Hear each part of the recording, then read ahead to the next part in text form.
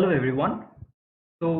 In the previous part of our discussion, we had arrived at this equation, this fourth order equation, and uh, before proceeding with some ideas about solving this fourth order equation, let me just say that this del 4, this is referred to as the biharmonic operator. Okay, so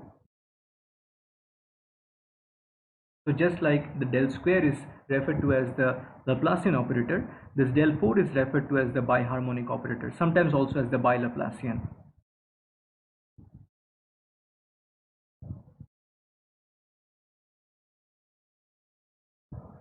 Okay.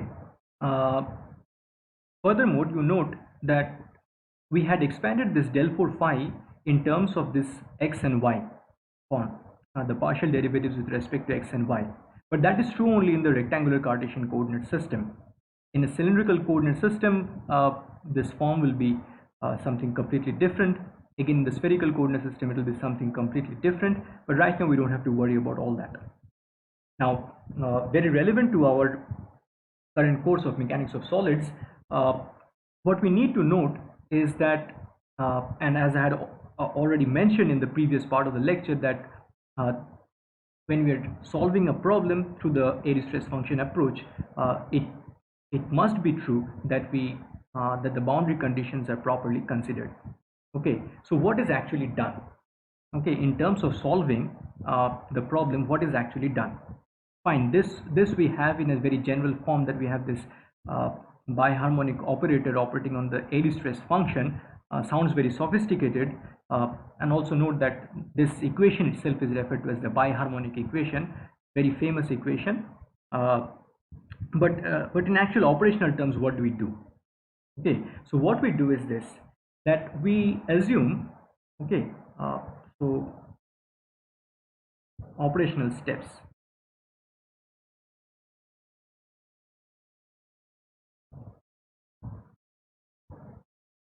We assume some general form for this phi. Okay, some general solution form. Assume some general solution form.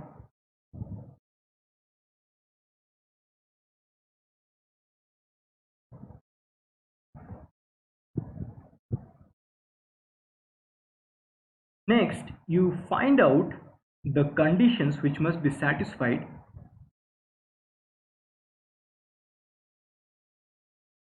uh, that must be satisfied. Find the conditions that must be satisfied for this general solution form to uh, to satisfy this biharmonic equation.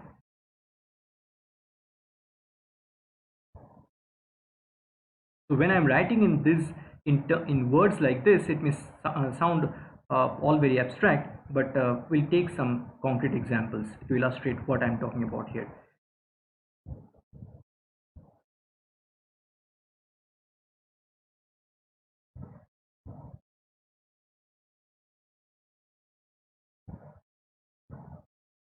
Okay, so that's the second step. Next, uh, satisfy the boundary conditions.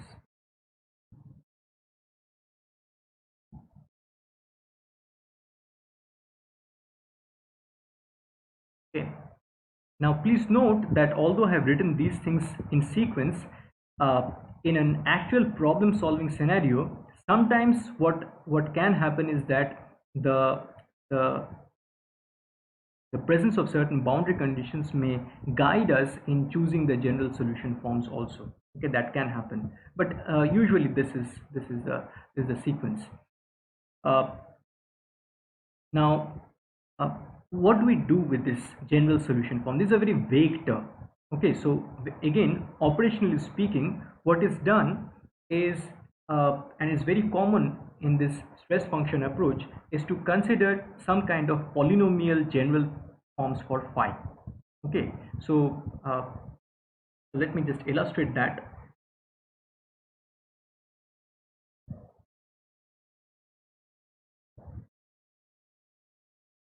So it's usual to consider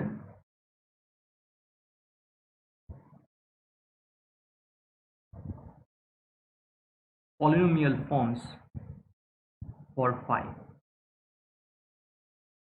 Okay, so so let's say that you take something like phi is equal to ax square, or phi equal to ay square, phi equal to ay cube, things like that. Okay, uh, uh, and it may also be true that these may combine various powers of x and y together. Okay, so you can also have things like phi equal to c times x times y. Okay, all of these can happen, but let us not get into that all of them together. Rather, just let us take them one by one. So for example, suppose we take uh, phi is equal to some constant. Okay, now before proceeding any further, let me just mention one very important thing, uh, which is that uh,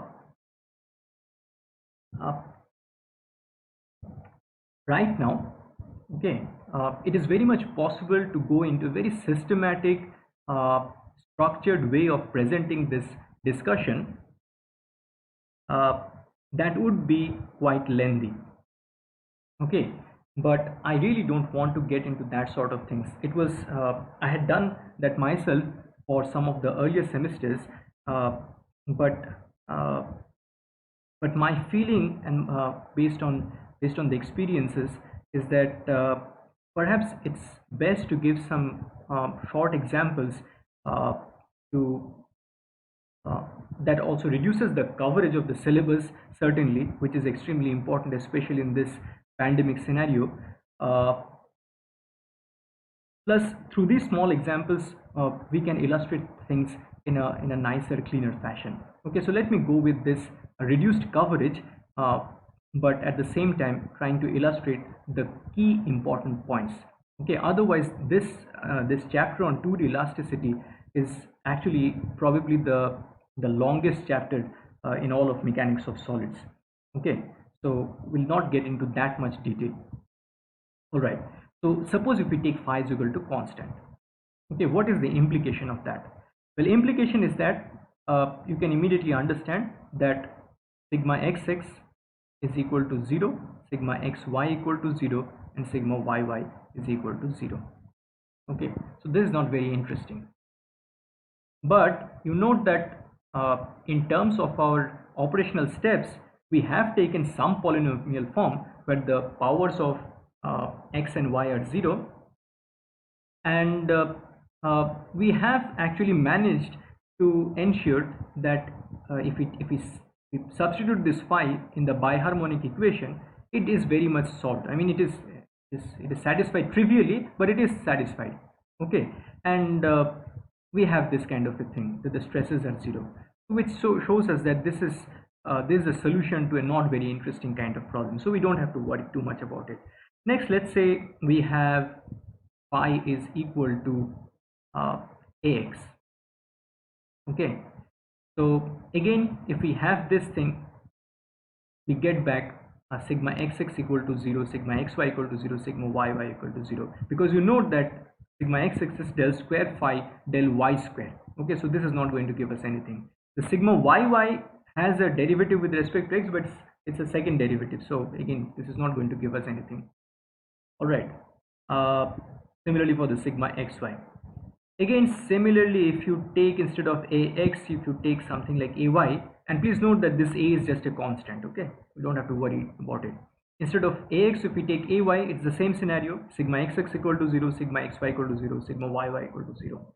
Okay, in fact, if you take a combination of this ax plus by, let's say, then also it's the same scenario. Okay, so it's not very interesting. Again, we end up with sigma xx equal to sigma xy is equal to sigma yy equal to 0.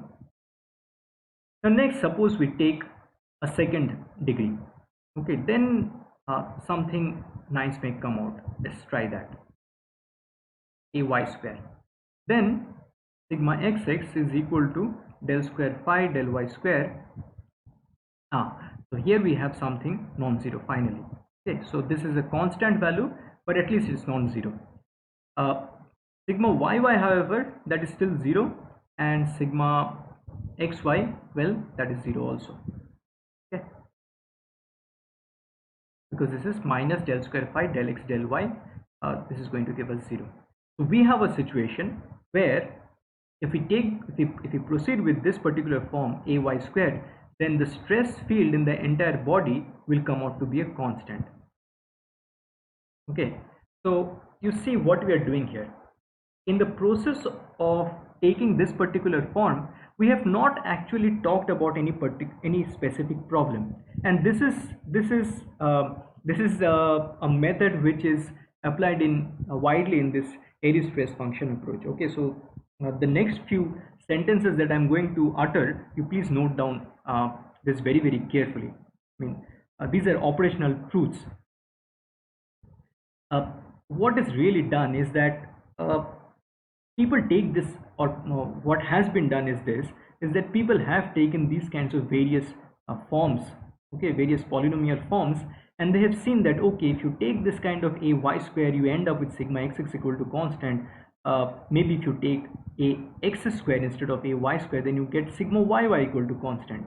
Now all this is just a mathematical kind of discussion, but which problem are we solving? Okay, so it's like putting the cart before the horse. Okay, just a reverse way of thinking of the thing. We first find a solution. This is a solution. Okay, because you note that this phi, it very much satisfies the biharmonic equation. Okay, so biharmonic equation, this is very much satisfied here also. Okay, please note all of these things. Okay, otherwise it would have been completely wrong to discuss any of these forms. So here also the biharmonic equation del 4 phi equal to 0, that is satisfied. For this case, certainly it is satisfied.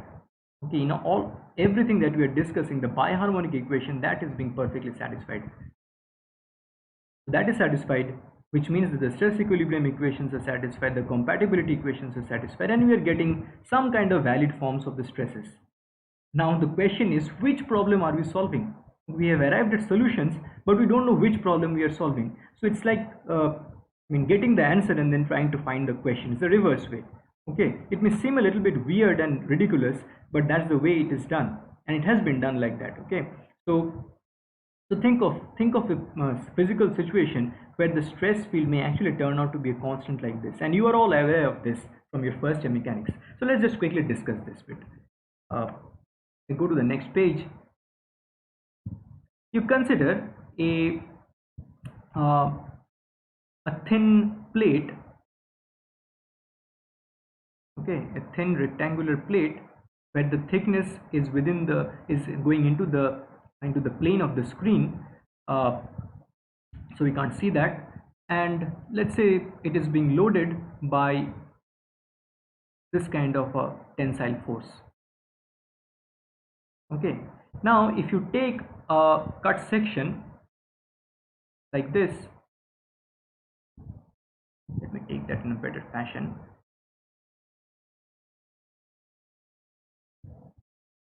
Like this, then you know that the average normal stresses there would be just the T divided by the cross-sectional area of that part. Okay, similarly, you take any other cross section perpendicular to the longitudinal axis of this plate, you will end up with the same value of the average normal stresses. So perhaps this gives us a clue that this is the problem that our previous Airy stress function that we had just discussed in the previous page here, that this phi equal to a y square, this is the problem that we are actually addressing through that Airy stress function. Okay, because here the, so if our x axis is like this, okay, and let's say our y axis is like this, then sigma xx is indeed a constant here. Okay, and you see how the particular form of the general form, so again going back to the previous page, this ay square is the general form, the general polynomial form that we have assumed at the beginning. What we don't know is this value of a, and if we come to this specific problem, we know that this constant value will be something like t by A, and since we have found our sigma xx, maybe a different variable for this a cross-sectional area. So let's say the cross-sectional area is given uh, by small a. All right. Okay, so this is the cross-sectional area. Okay, just not to confuse with the constant a that I had taken earlier. And because we have obtained that sigma xx is equal to del square phi del y square is equal to a from the previous page, because phi was a y square, so we can set this equal to t by a, which means that our a becomes this. And because we have said that the general solution form is phi equal to a y square, it means that our general solution form is t by a y square. Okay, this is our thing. Furthermore, you note that the moment you obtain this sigma xx, also you know about sigma yy equal to 0 and sigma xy equal to 0. Let's write that down. Sigma xy equal to 0. Okay, which is sensible if you look back at this problem. The sigma yy is, you indeed expect it to be 0, and the sigma xy is also 0. From these pieces of information, you can actually obtain the epsilon xx. Okay, so 1 by e sigma xx minus nu sigma yy, where e is the Young's modulus, of course. So sigma xx we have already found it to be equal to t by a. So we have this as the answer for our epsilon xx. Similarly, for epsilon yy, we have 1 by e sigma yy minus nu sigma xx. So that will give us minus nu by e t by a. All right. So the expressions of epsilon xx and epsilon y were also constant. Now, from these two pieces of information and using the strain displacement relations, we can actually find out the strain, the displacement fields u and v. Okay, the u along the x direction and the v along the y direction. We can find out those displacement fields. And we have already seen how to do those given certain expressions for epsilon xx, epsilon yy, and epsilon xy in the kinematics chapter problem sheet. Okay, so you see how everything is connected together. Okay, so there, without caring about anything about the loading, about the solution of the various governing equations that may be connected with the loading, you were given certain strain fields, and from that you were asked to find out the displacement fields. And now you see that given a certain problem,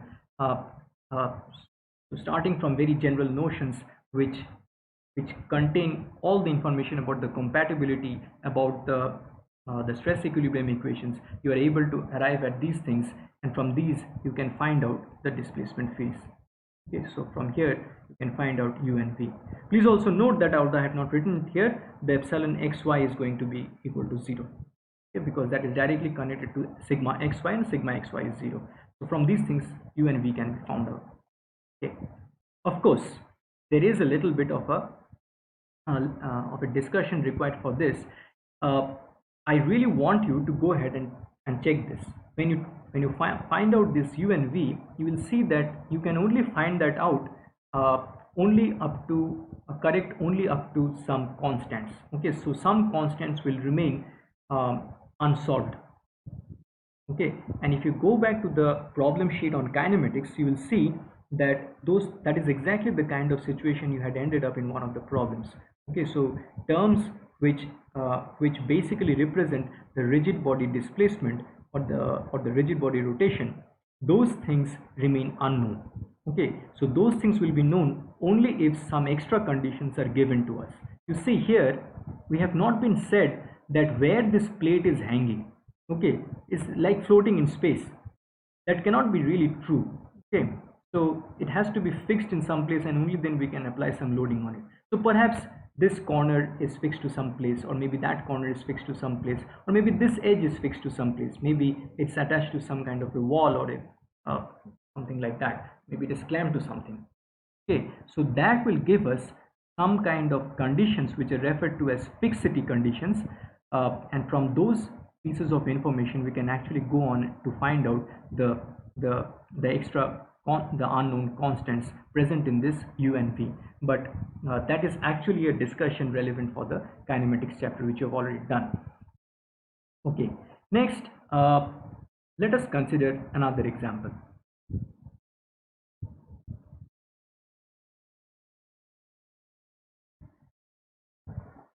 So what I want to do now is consider this general form, phi is equal to a y cube.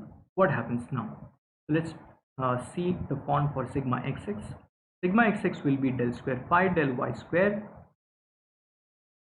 So if I do the first derivative, I end up with 3ay square, and if I do the second derivative, I end up with 6ay.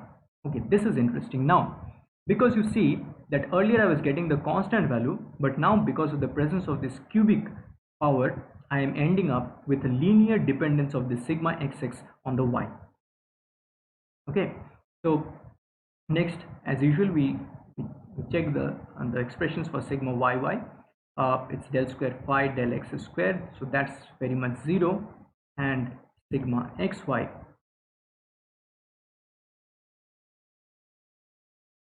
that is also 0.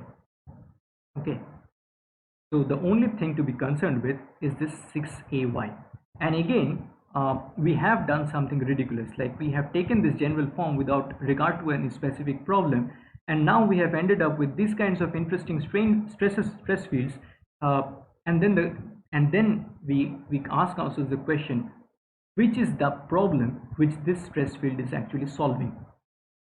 Okay, so it turns out, okay, we are not going to go into the details of it, that this kind of a stress field is basically the solution to a pure bending problem. Okay, and let me just give you a hint, because this is something you are kind of familiar with. Back in first year mechanics, you had perhaps done a number of beam problems, and there you found out that the flexural loading stress, okay, the flexural stress or the bending stress, it came out in this form. The sigma xx was like this. So near the top, in the top half of the beam cross section, the sigma xx was tensile in nature, and in the bottom half it was compressive in nature. Okay, so this is where your sigma xx, so if you consider your y to be like this, the sigma xx is indeed proportional to y. Okay, so suppose this is our beam center line, then the y is positive here and the y is negative here, and you can understand how this thing will correlate with this. Okay, so so this kind of a solution that we obtain from the Airy stress function approach is basically solving this pure bending problem, which you had solved by different route back in first year mechanics. Now, if in your mind it appears that this is all wrong, we should not be doing like this. Okay, so this is an absolutely ridiculous way of proceeding with the problem, that we are finding solutions and then looking for problems which this may solve. And again, as I said, this is indeed true, this is ridiculous. Okay, but what has happened in practice is that people have done this this kind of a trial and error business to a large extent for us. Okay, and people have developed a very large catalog of solutions together with the problems that they are solving. Okay, so this information is present to us, or is available to us as a rich repository in various textbooks, various various monographs, and these are being used routinely. Okay, so there is a lot of trial and error, but there is also a certain basis in this trial and error. Okay, because it's not just all haphazard. Whatever is being done here is very much connected to the real physical problems that are being solved, and one may actually compare this with the culinary arts. Okay, so when you go into a kitchen and you try to invent a new recipe, you have to do a little bit of trial and error. In fact, a lot of trial and error, and only then you will arrive at something nice. Okay, but the ultimate test of all that niceness and cleverness will be how it tastes. Okay, so to draw for, I mean, to go forward with the analogy, so all of this cleverness associated with Airy stress function approach and everything will work out only if it actually solves a real physical problem. Similarly, in the culinary arts, your clever recipe is only going to work out if it tastes good. Okay, and so in a way, this trial and error business, even though it may seem very dirty, is still better than what passes off as modern art in some contexts. But let me not digress too much. Now, we have talked up to the cubic root. Okay, what happens if we take the fourth root? No, the fourth power. Okay, well, let me just give you an example where we take perhaps where we consider all the terms. Okay, so let's say what I mean by all the terms is that when I say fourth power, I can consider my constants like this. So this is not actually A40, this is A40. What I mean is that this is the coefficient of such a term where the power on the x is 4 and the power on the y is 0. Okay, so this is like y to the power 0, which is why I'm not writing it here. Next, I have 3, 1. So each of the terms that I'm writing is of fourth degree. Okay, so the total index power here is 4. I have next A22, where it is x square y square plus A13 x y cube plus A04, where the power of x is 0 and the power of y is 4. Now we have to be a little bit careful. You see, earlier, whenever we are talking about the various general forms of the Airy stress function, starting out in this page here as phi equal to constant, we have seen that it satisfies the biharmonic equation identically. Here also, when we took ax or ay or ax plus by, it satisfied the biharmonic equation identically, and here also it satisfied identically. Similarly, if you consider this phi equal to ay cube, this also satisfies the biharmonic equation identically. But what about this? Okay, so we'll see that if we use this here,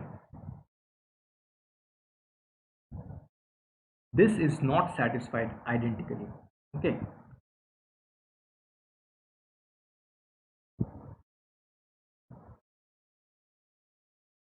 so this is where we need to be careful, especially as regards to the second operational step which I had mentioned earlier on this page. Okay, so among the operational steps I had mentioned that find the conditions that must be satisfied for the general solution form to satisfy this biharmonic equation. For the lower powers of the polynomials, we did not have to worry, but for this fourth degree polynomial, I really have to be worried about this. Okay, so this is just an algebra kind of thing, so you try to find out the conditions which will be necessary to satisfy this biharmonic equation. Now, as a general information, let me tell you that this kind of fourth power is not just a mathematical exercise. There are very relevant problems for which are of interest to you that are satisfied by this fourth degree polynomials. For example, the cantilever beam. The problem for the cantilever beam under a tip loading. So this kind of a problem, okay, where we have this cantilever beam, a beam basically clamped to a wall under some kind of loading at the end. So this problem would be satisfied or would be solved by a fourth degree polynomial. Of course, all the terms will not be there. Okay, so in our problem sheet, we will be discussing a few interesting cases like this, we can have, even going further, a, a polynomial form involving the fifth degree. And as you can imagine, there will be a lot more terms there, but specific to certain problems we can find out, or first of all we have to find out the conditions that must be satisfied for this biharmonic equation to be satisfied, and then specific to particular physical situations we can find out the various constant values depending on the boundary conditions. Now in earlier semesters I had given full-fledged problems on this, but maybe in this pandemic scenario I will refrain from doing that. Now maybe one example or so. What is more important, what I really want you to learn as part of this chapter is the important conditions that must be satisfied, and the overall spirit in which we use this Airy stress function. Okay, so with that I conclude this chapter. All right, thank you very much.